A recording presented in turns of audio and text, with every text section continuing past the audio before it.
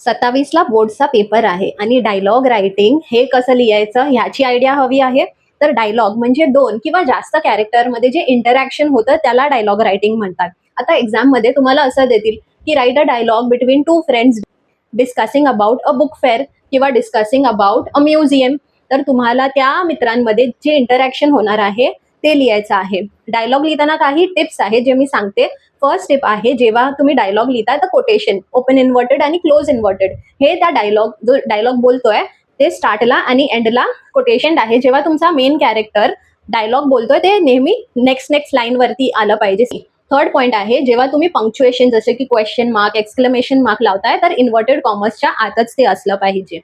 Fourth point आहे, write the dialogues naturally. जसं आपण नॉर्मली बोलतो how are you, what are you doing, हे सगळं नॅचरल वे मध्ये लिहा. काहीतरी एक्स्ट्रॉर्डनरी लिहायला जाऊ नका, नॉर्मल लिहा. टेन्सेस आणि वर्ब्स हे सगळं जेव्हा तुम्ही लिहिताय तर असं नाही की तुम्ही आता प्रेझेंट मध्ये लिहिताय आणि पास्टचा काहीतरी टेन्स लावला नाही. तर मी ऑलरेडी 2 डायलॉग रायटिंगचे एक्झाम्पल मी टाकलेले आहेत ह्या व्हिडिओमध्ये. खाली लिंक दिली आहे, नक्की जाऊन बघा. And all the best for your exam. Bye.